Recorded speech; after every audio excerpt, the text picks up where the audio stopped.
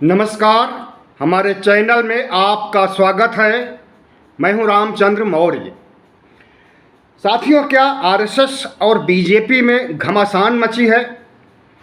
2024 को लेकर के आरएसएस जिस मुस्तैदी से चुनाव जीतने की प्रक्रिया को आगे बढ़ाना चाहता है, उसमें नरेंद्र मोदी कहीं रोड़ा नज़र आते हैं।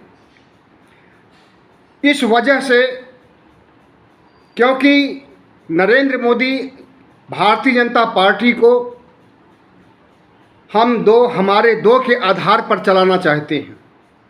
हम दो, मोदी और शाह हमारे दो, अडानी और रिलायंस के मालिक अंबानी। लेकिन आरएसएस इसे पसंद नहीं कर रहा है। आरएसएस राजनीति में, भारतीय जनता पार्टी की अंदरूनी राजनीति में अडानी को, अंबानी को नहीं पसंद कर रहा है। और इसलिए सुनने में आ रहा है कि भारतीय जनता पार्टी और आरएसएस के बीच 36 का आंकड़ा है और आरएसएस अब चाहने लगा है कि अगर तीसरे टर्म में भारतीय जनता पार्टी की जीत होती है तो प्रधानमंत्री नरेंद्र मोदी को प्रधानमंत्री न बनाया जाए। इसके लिए वो चेहरे की तलाश भी शुरू कर दिया है।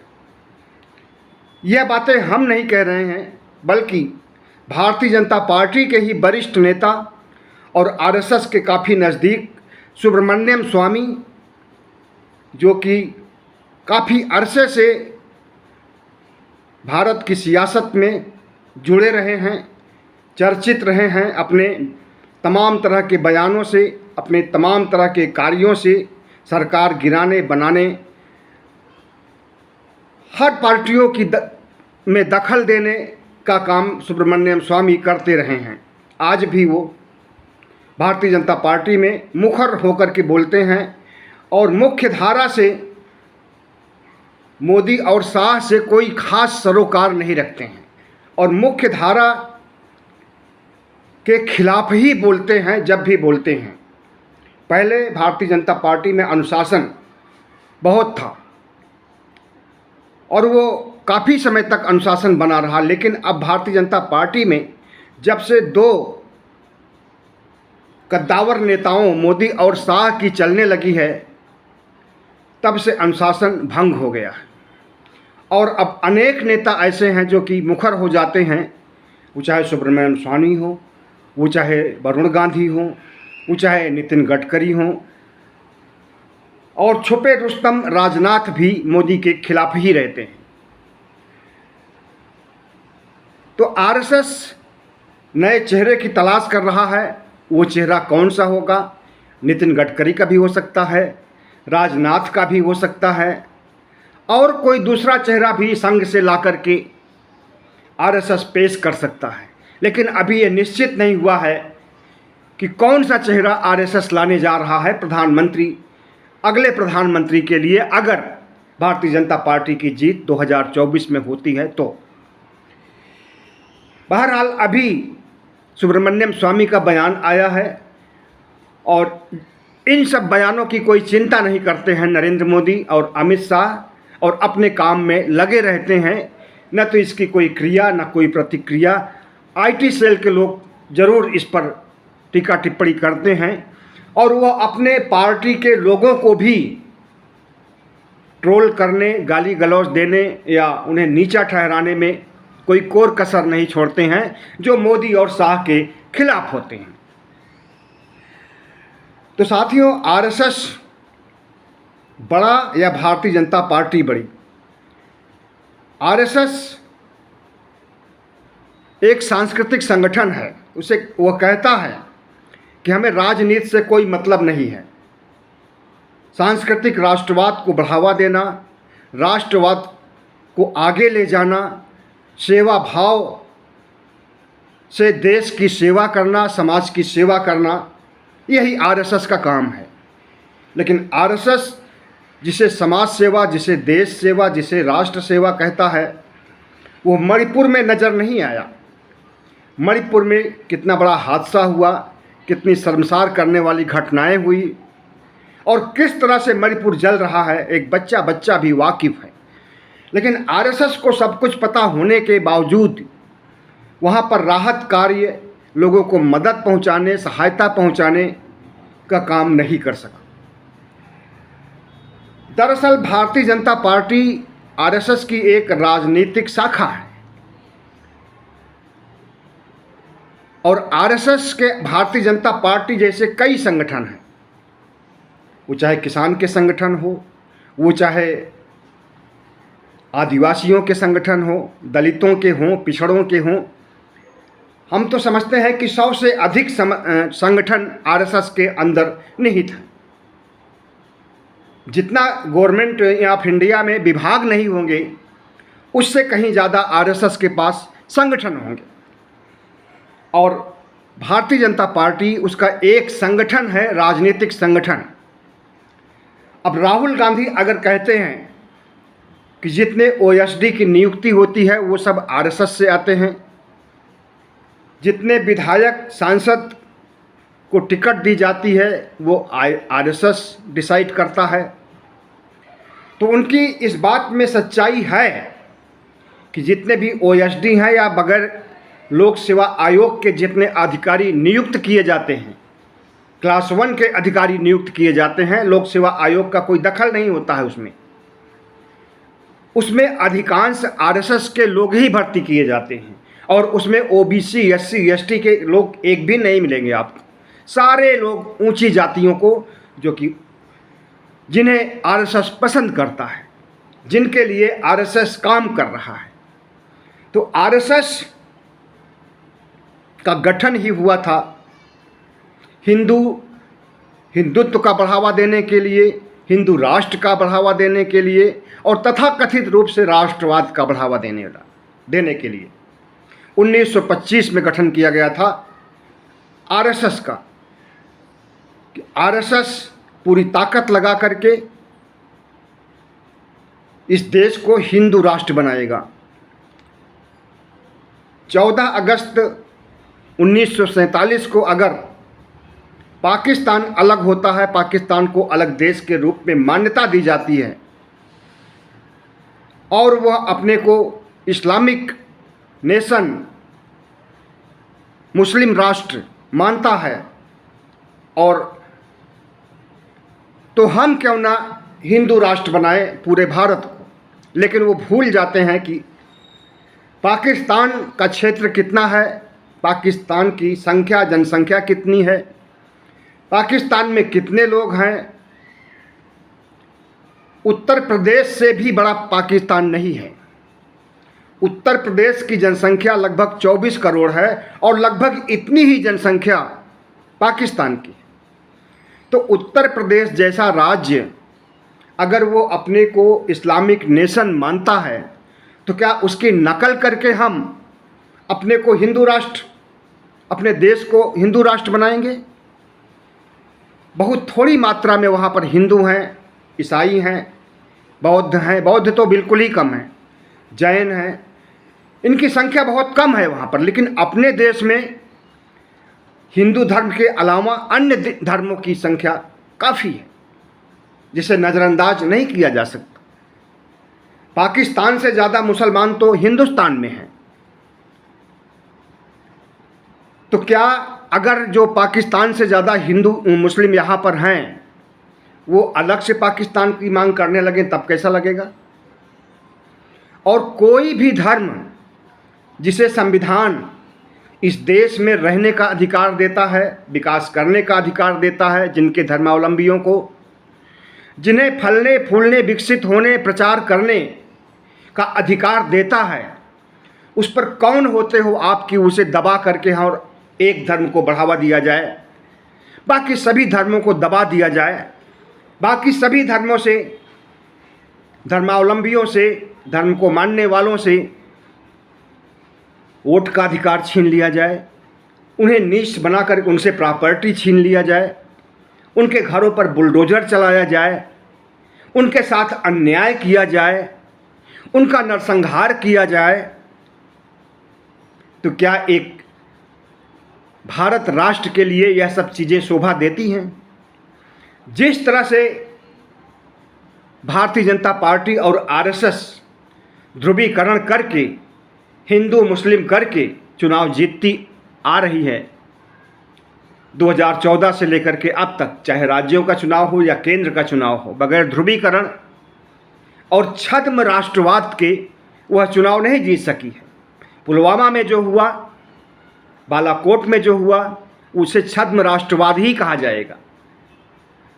अगर पुलवामा में जवान मारे जाते हैं तो वो भारत सरकार की गलती है, गृह मंत्रालय की गलती है। अगर गृह मंत्रालय द्वारा उनके लिए हेलीकॉप्टर या हवाई जहाज़ का प्रबंधन कर दिया जाता तो उनकी मौत नहीं होती। और वहाँ के राज्यपाल चीख चीख करके कह रहे हैं, सत्यपाल मलिक, कि हमने मांग किया हेलीकॉप्टर की, एरोप्लेन की, लेकिन नहीं दिया गया जवानों को जाने के लिए। और हुआ कि दस्ते वहाँ पर मौजूद थे रास्ते में, आतंकी दस्ते, और उन्होंने ढेर कर दिया हमारे जवानों को।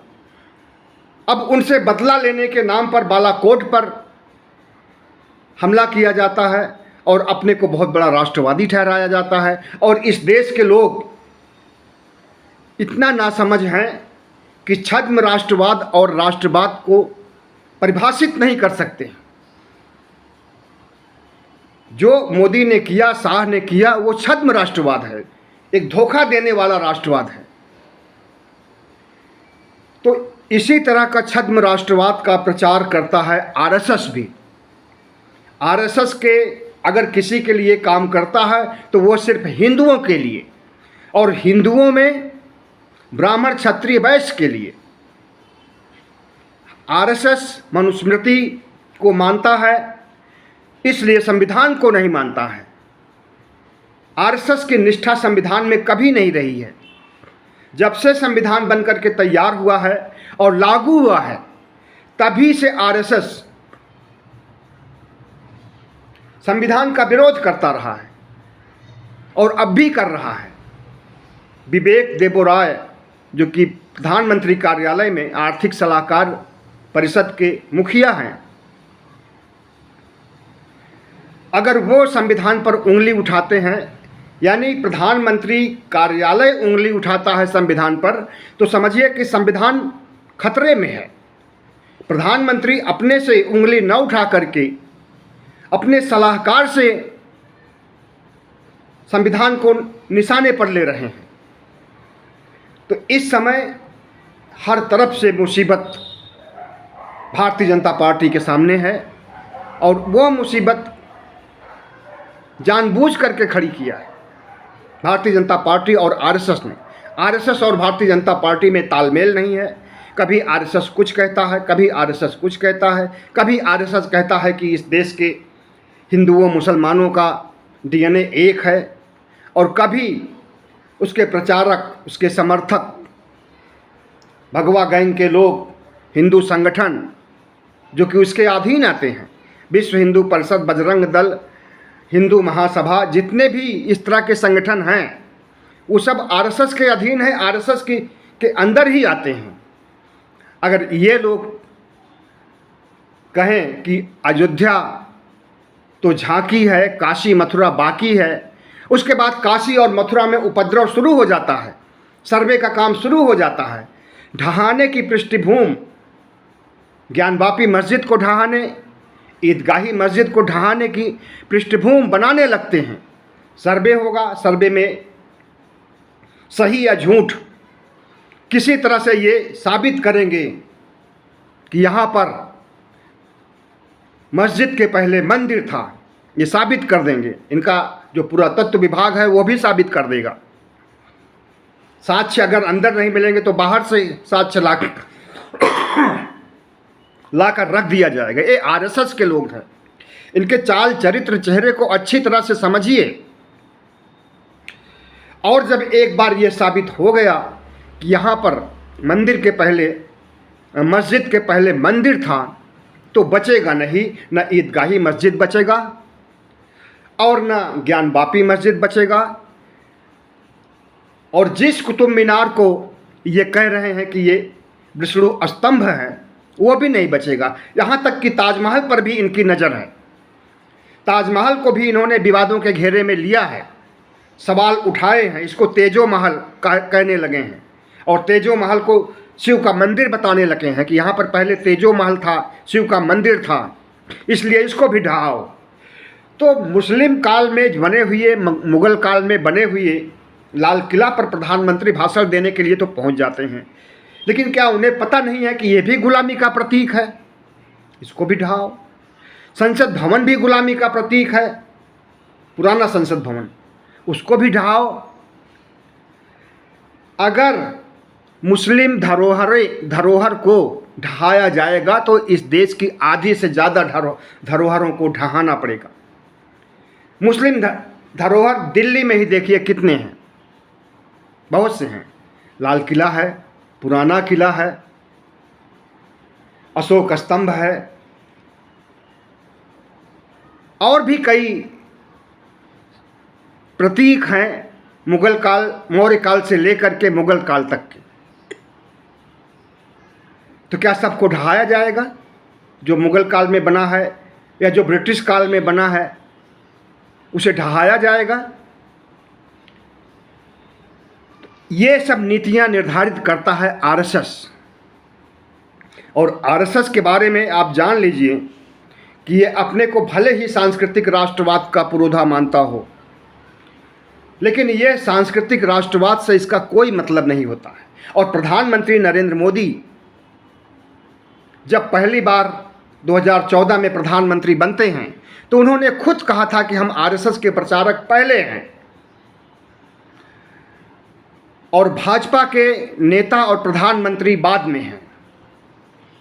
इसका क्या मतलब निकाला जाए? इसका यही मतलब निकलता है कि आरएसएस की जितनी विचारधारा है, चाहे वो हिंदू राष्ट्र बनाने की हो, चाहे वे मुस्लिम काल के, मुग़ल काल से लेकर के ब्रिटिश काल तक के धरोहरों को ढहाने की बात हो, इन सब पर मुहर लगाता है आरएसएस। सिर्फ मुहर ही नहीं लगाता है, बल्कि उसके लिए तमाम संगठन, कट्टरपंथी संगठन हिंदुओं के बना दिया है और वे मुकदमा लड़ते हैं, वे तोड़फोड़ करते हैं और आरएसएस उनको निर्देश देता है, उन पर नज़र रखता है, उनका मनोबल बढ़ाता है और अगर गैर कानूनी काम में पकड़े जाने पर मिलते हैं ये लोग तो उनको सज़ा से बचाता है। प्रधानमंत्री नरेंद्र मोदी जब ये कहते हैं कि वे आरएसएस के प्रचारक पहले हैं और प्रधानमंत्री बाद में हैं, तो वे निश्चित रूप से संविधान को नज़रअंदाज कर रहे हैं, लोकतंत्र को नज़रअंदाज कर रहे हैं और इस देश की साझा संस्कृति को नज़रअंदाज करते हैं। प्रधानमंत्री जब प्रधानमंत्री बन जाता है तो वह किसी पार्टी का भी नहीं होता है, किसी संगठन का नहीं होता है, किसी धर्म विशेष का नहीं होता है, बल्कि वह राष्ट्र का होता है। और राष्ट्र का होने का मतलब हुआ कि जितने भी धर्मावलंबी हैं और जो हमारी साझा संस्कृति है, जो साझा विरासत है, उसको सबको सहेजने का काम प्रधानमंत्री का होता है। लेकिन जब प्रधानमंत्री अपने को आरएसएस का प्रचारक पहले बताए और प्रधानमंत्री बाद में बताए तो समझ लीजिए कि इस देश के दुर्भाग्यपूर्ण दिन आ चुके हैं। और जब प्रधानमंत्री कार्यालय से कहा जाए कि संविधान में बहुत सी कमियां हैं, संविधान का मौलिक रूप बदलना चाहिए, बेसिक स्ट्रक्चर को बदलना चाहिए, संविधान को बदलना चाहिए, संविधान गुलामी का प्रतीक है, संविधान अंग्रेज़ों के कानून 1935 के इंडिया एक्ट से प्रभावित है, इंडिया एक्ट से बनाया गया है। अगर कोई बड़ा अधिकारी प्रधानमंत्री कार्यालय का इस बात को लेकर के संविधान के खिलाफ आग उगलने लगे और उसके खिलाफ कोई कार्रवाई न हो, तो ये समझ लीजिए कि संविधान खतरे में है और उसमें प्रधानमंत्री का भी हाथ है। उस खतरे में संविधान के खिलाफ प्रधानमंत्री भी हैं, उनका कार्यालय भी है, आरएसएस भी है और तमाम हिंदू संगठन और पंडे पुरोहित, धर्म मठाधीशों, शंकराचार्यों की एक बड़ी फौज भी संविधान के खिलाफ है। तो क्या इतनी बड़ी फौज आरएसएस, प्रधानमंत्री कार्यालय, जिनके पास की ईडी, आईटी और सेना सब कुछ है एक तरफ, और दूसरी तरफ सिर्फ विपक्ष जो कि संविधान की रक्षा करे। लेकिन इन्हें पता नहीं है कि संविधान में ऐसी व्यवस्था की गई है। बाबा साहब डॉक्टर भीमराव अंबेडकर ने ऐसी व्यवस्था किया है कि संविधान में परिवर्तन समयानुकूल हो सकता है, लेकिन संविधान के मौलिक ढांचे को कभी नहीं खत्म किया जा सकता, और संविधान के पूरे स्वरूप को, संविधान को, भारतीय संविधान को कभी भी बदला नहीं जा सकता है। ऐसा प्रावधान है हमारे भारतीय संविधान में। लेकिन इनके पास अहंकार है कि इनके पास 300 से अधिक एमपी हैं, और जोड़ तोड़ करके राज्यसभा में भी बहुमत बना ही लेते हैं। अपना सदस्यों की संख्या जितना ज़रूरी होती है उतना हासिल कर ही लेते हैं। तो संसद को ही, संविधान को ही क्यों न बदल दिया जाए, ऐसा प्रधानमंत्री नरेंद्र मोदी के दिल दिमाग में चल रहा है। और इसे कहिए कि प्रधानमंत्री नरेंद्र मोदी अकेले इतनी सातिर विचारधारा के जनक हों, तो ऐसा नहीं है। इसमें आरएसएस भी मिला है, और आरएसएस के तमाम संगठन भी मिले हैं, भारतीय जनता पार्टी भी मिली है, और सबसे बड़ी बात, ऊंची जातियों के लोग भी मिले, जिन्हें वैश्य, ब्राह्मण, क्षत्रिय कहा जाता है। वो लोग भी संविधान को पसंद नहीं करते हैं और संविधान को हटाना चाहते हैं।